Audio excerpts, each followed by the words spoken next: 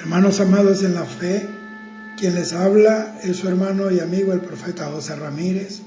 Hoy, 20 de abril del año 2020, quiero comunicarle al pueblo de Dios, a la Iglesia de Cristo, acerca de un tema que ya ha sido recurrente en el mundo, y esto nos grita que estamos en el tiempo del fin, en donde el Señor nos advirtió que habría una avalancha de profecías y de profetas falsos que engañaría, si fuera posible, a los mismos escogidos. Y yo entendería a los inconversos e incluso a los nuevos creyentes que sean engañados porque no conocen la palabra de Dios, pero gente vieja en el Señor, incluso con ministerio, ejerciendo ministerio, dejándose zarandear y arrastrar por toda esta caravana satánica de profecías y visiones falsas. Esto es una vergüenza para ellos mismos. Pablo dice que no estamos en ignorancia para que seamos engañados, que tenemos que poner nuestros ojos en el Señor Jesucristo, el autor y el consumador de la fe. Lo que pasa es que desde hace tiempo Dios le viene hablando al mundo y a la iglesia, y hay quienes no tomaron en serio la palabra de Dios, y me estoy refiriendo puntualmente ahora a la Iglesia de Cristo. Y entonces, como ellos no creyeron a la verdad, Dios los entregó a espíritus de error para que crean a la mentira. Eso lo dice Pablo en su carta a los Romanos en el capítulo 1. Ahora vamos al grano. Hay un video de una muchachita en YouTube y circulando incluso por las redes sociales, en donde esta niñita afirma que Dios le dijo que para el día de mañana, 21 de abril 2020, hay que quedarse en casa escondido porque viene una supuesta nube negra o algo así, que al que lo toque lo mata, lo contamina o algo. No sé qué cosa es lo que le va a suceder. Cierto que dice que se va a morir, pero la muchachita dice todo esto, y por el acento debe ser peruana o por esos lugares. Pero la niña tiene la cara tapada y el moderador también está encubierto, nunca da la cara. E incluso parece ser que la niña repite lo que este señor, que es el que modera el programa, le pauta para que ella diga. Y ellos no dicen ni quiénes son ni de dónde son. Ni él ni la niña lo dicen. Asimismo ocurrió con el supuesto mensaje de Dios, en donde había que hervir un pelo que se encontraran en la Biblia y luego tomarse el agua para que quedaran inmunes al coronavirus. Yo en realidad no me estoy ensañando contra esta niñita, simplemente que estoy diciendo que tanta gente que hay en el mundo dedicadas a la comunión con el Señor, que tienen un contacto permanente con el Espíritu Santo, no les haya revelado Dios a ellos esto. Y no estoy, óigame bien, desestimando a esta niñita, simplemente estoy viendo en medio de esto un espíritu atemorizante y manipulador. Eso fue lo que hizo Goliat cuando todos los días salía a insultar al pueblo. A la final los aterrorizó que temblaron. Nosotros no tenemos el espíritu del mundo, ni el espíritu del diablo, no tenemos el espíritu de temor, sino de dominio, de amor y de dominio propio. Eso es lo que dice la Biblia. Ahora, vamos a la palabra de Dios, que es la única base inconmovible de la verdad. Jesús dijo en Mateo 10:27, dice así: lo que os digo en tinieblas, decidlo en la luz, y lo que oís al oído, proclamadlo desde las azoteas. Y es que ningún profeta o quien tiene un mensaje de Dios se oculta. Esta niña le hacen un efecto especial para que su rostro no se mire. Juan el Bautista, él habló de frente al rey Herodes y lo exhortó y lo reprendió por su pecado de inmoralidad al haberle quitado la esposa a su hermano Felipe, a esta sinvergüenza de Herodías. El profeta Elías, él habló frente al balcón del palacio del rey Acab y lo reprendió por las brujerías y por la apostasía que había metido en el pueblo. Jesús les habló a los fariseos y a los líderes de Israel en su propia cara, día a día, cara a cara. Y cada día de reposo en el templo les hablaba. Y Pablo dijo, no me avergüenzo del evangelio porque es poder de Dios. Y en Juan capítulo 7, versículo 4, los hermanos de Jesús le dijeron, porque ninguno que procura darse a conocer hace algo en secreto. Y en segunda de Tesalonicenses capítulo 2, versículo 2, Pablo dice, no os dejéis mover fácilmente de vuestro modo de pensar, ni os conturbéis, ni por espíritu, ni por palabra, ni por carta, como si fuera nuestra.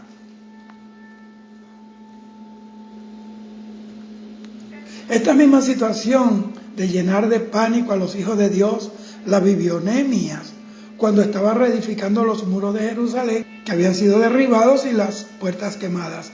Un falso profeta para su tiempo llamado Semaías, que estaba encerrado en ayuno en el templo de Dios, lo mandó llamar para decirle que esa misma noche vendrían a matarlo y que se escondiera en el templo, cerrada la puerta del templo, para que salvara su vida. Esto está en Nehemías capítulo 6, versículos 10 y 11. Y en el versículo 11 dice Nehemías, un hombre como yo ha de huir, y quien que fuera como yo entraría al templo para salvar la vida, no entraré. Y el versículo 12 dice, y entendí que Dios no lo había enviado. La Biblia está llena de advertencias, amados hermanos, e incluso, amigo, que me estás oyendo y que vas a oír este mensaje humilde que desde lo profundo de mi corazón hago extenso a todos mis hermanos, porque estamos siendo atacados por espíritus de error. Deuteronomio capítulo 18, versículo 22, mire, yo estoy hablando conforme a la palabra, yo estoy citando la Biblia. Ahí dice, Deuteronomio 18, 22, si el profeta hablara en nombre de Jehová y no se cumpliere lo que dijo, ni aconteciere es palabra que Jehová no ha hablado, con presunción la habló el tal profeta, no tengas temor de él. Y escuchen bien, hay una sentencia para los que dicen al pueblo, palabra que Dios no ha hablado. Deuteronomio 18, 20 dice, el profeta que tuviere la presunción de hablar palabra en mi nombre, a quien yo no le haya mandado hablar, o que hablare en nombre de dioses ajenos, el tal profeta morirá. Hermanos, esto no es incredulidad lo que yo estoy hablando. Estoy hablando, hermano, de que la palabra de Dios nos advierte que en los últimos días vendrían espíritus engañadores y que cautivarían la mente de las personas inconstantes. Esto no es un cuestionamiento a la revelación de Dios, pero es que la misma palabra nos ordena. En 1 de Juan capítulo 4, versículo 1, dice así, amados, no creáis a todo espíritu, sino probad los espíritus si son de Dios, porque muchos falsos profetas han salido por el mundo. ¿Saben, hermanos? En Nehemías capítulo 6, versículo 13 dice que si él se hubiera escondido en el templo para salvar su vida, esto hubiera servido de mal nombre para él y lo hubieran infamado. ¿Y qué es infamar? Infamar es atentar contra el buen nombre de una persona. ¿Y quién es el principal infamador? Satanás. Satanás atentó contra la honorabilidad, contra la santidad y la verdad de Dios cuando hizo que Eva cuestionara la severidad de la palabra de Dios. Y no es la primera vez que anuncian eventos que nunca se cumplieron, y los que los anunciaron quedaron en vergüenza. ¿Por qué? Porque Dios no es hombre para mentir, ni hijo de hombre para arrepentirse. ¿Por qué quedaron en vergüenza? Porque Dios no los envió. Recuerdo que hubo un falso profeta llamado Marco Andrade, allá en Venezuela, que anunció que el anticristo vendría en el año de 1988, y fueron muchos los que salieron a anunciar esa supuesta profecía. ¿Y saben qué? Llegó el año 1988 y hoy estamos acá en el 2020 y aún el anticristo tiene que esperar, porque la iglesia de Cristo y el Espíritu Santo que lo detiene, estamos aquí abajo. Muchos de esos, y hasta pastores, que repartieron panfletos y repartieron tratados y mensajes en maquinillas, otros impresos y otros fotocopiados, y difundieron ese mensaje de ese hombre Marco Andrade, que se vestía de negro y usaba una barba que quería como parecerse como una especie de Moisés o de Elías. Después que eso no se cumplió, se escondieron de la vergüenza y otros cerraron sus congregaciones. Yo recuerdo que Dios me envió un día a llevar un mensaje para Cumaná, en el estado Sucre, en mi país, en Venezuela, en el año de 1989. Y yo fui con una anciana de casi 70 años para ese tiempo, que de paso ya ella está con el Señor. Y recorrí las calles de Cumaná anunciando que vino un terremoto en esa zona, y a mí me dijeron algunos pastores que Dios es un Dios de amor, que Dios no habla así, y que si Él me habló eso, tendría que haberles hablado a ellos también. Yo le dije, eso no lo sé, solo sé que Dios me dijo esto, y estuve allí casi 2 meses predicando lo que vendría. Y pasaron 10 años, ¿sabe? Y un día 9 de julio de 1997, un terremoto de 7.0 grados tocó a Cariaco y murieron muchas personas por el pecado de brujería e idolatría, de inmoralidad sexual que había en esa ciudad. Y yo recuerdo que yo estaba en otro país predicando cuando vi la noticia por televisión. Yo me tiré al piso a llorar y el Señor me dijo, no llores, sécate las lágrimas, no es tiempo de llorar, es tiempo de proclamar mi venida. Esas almas que se perdieron se las cobraré a todos esos ministros que impidieron que en las congregaciones oyeran mi palabra, aunque de todos modos la oyeron, porque yo prediqué en las calles, yo prediqué en los barrios, yo prediqué en muchos lugares. Ay de ellos, digo yo, porque llegará el día en que tendrán que darle cuenta a Dios por todas esas almas que perecieron. Y también prediqué que el estado Vargas sería tocado por la mano de Dios por causa de las orgías, las drogas, la idolatría, la hechicería, pero no oyeron. Y un día 15 de diciembre de 1999 llegó el juicio de Dios para el estado Vargas, que aún a nosotros nos duele en el alma que tanta gente muriera y muchos se perdieron. Y también recuerdo que en una ocasión, pasando por el Limón en Maracay, había un letrero cercado de cercas alfajor con la bandera de Venezuela, y tenía un letrero grande que decía propiedad privada de María Leonza.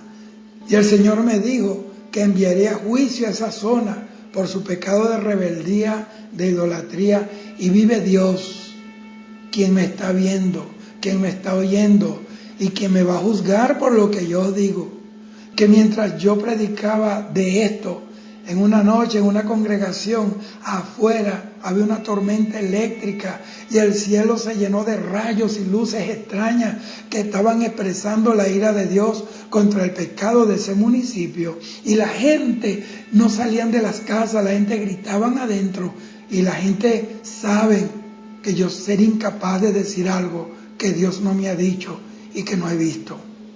¿Y qué pasó? Un día 6 de septiembre del año de 1987, el río El Limón, que es un riachuelo inofensivo, se puede pasar hasta caminando y no te llena los tobillos de agua, se volvió un gran río gigante que tapó barrios enteros, arrasando palos gigantescos, rocas inmensas, carros y camiones. Habían carros que los montaba sobre el techo de una casa de 2 plantas. Hubieron miles de muertos, incluso hubo lugares que se tuvieron que declarar camposanto porque quedaron bajo el lodo.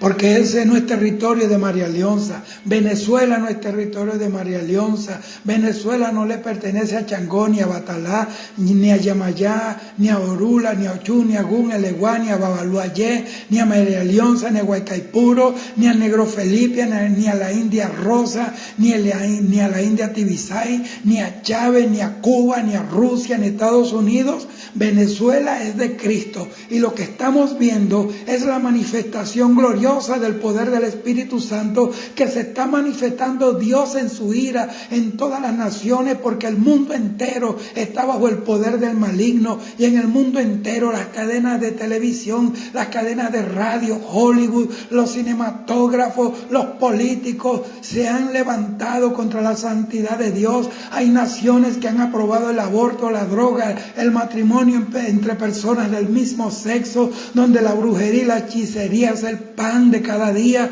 y es por eso que la inmoralidad ha crecido, el homicidio, el suicidio, la brujería, la hechicería, todo eso está regando el suelo de muchas naciones, y Dios va a limpiar la tierra, porque el Señor, dice la Biblia, he aquí yo hago nueva todas las cosas. Y la única manera de que Dios manifieste su reino en esta tierra es que limpie la tierra. Pero eso será después que la iglesia sea levantada. Así que yo les recomiendo a mis hermanos y a mis amigos, cuídense, pongan su mirada en el cielo, lean la Biblia. En vez de estar pasando tanto tiempo en internet, en YouTube, pasando de página en página, navegando en esas redes sociales, leyendo cuánta estupidez están mandando por la televisión, están mandando por internet, están llegando al WhatsApp. Déjese de eso, vuelva hacia la palabra, aproveche este tiempo de encierro, aprovéchelo, ore, ayune, vigile, levántese de madrugada. Clame al Señor, es tiempo de buscar a Dios. Quiero orar. Padre mío, tú eres Dios de Israel, de Abraham y de Jacob. Tú eres un Dios de vivos y no de muertos. Tú eres el Dios verdadero, el que mora en las alturas. Tú eres de la verdad, tú eres de la fuente de la luz, de la verdad. Y en ti no hay tinieblas, en ti no hay mentiras, Señor, porque tú eres la verdad, eres la vida y eres el camino. Señor, reprendo en tu nombre todo espíritu de error, todo espíritu de manipulación, todo espíritu que trata de atemorizar al pueblo, ese pueblo que no se ha fundamentado en la roca, que no está sentado y asentado en la palabra de Dios. Por eso todas las noticias los turban, cualquier cosa los derriba, Señor. Yo te pido, Señor, que tú toques cada corazón y comienza a trabajar en la tierra, y que tu pueblo a nivel mundial, en los 4 ángulos y puntos de la tierra, sean movidos a tu presencia y sean vueltos a tu adoración verdadera. Gracias, Señor. Te esperamos. Cristo viene, amados. Cristo está a la puerta. El Rey viene. El Señor viene. Su majestad, el Rey del cielo, Jesucristo el Señor, a quien Dios le entregó todo poder arriba en el cielo, en la tierra y debajo de la tierra, y le dio un nombre que es sobre todo nombre, nombre ante el cual toda rodilla ha de doblarse y toda lengua confesará algún día que Él es el Señor, para gloria del Dios Padre. Amén.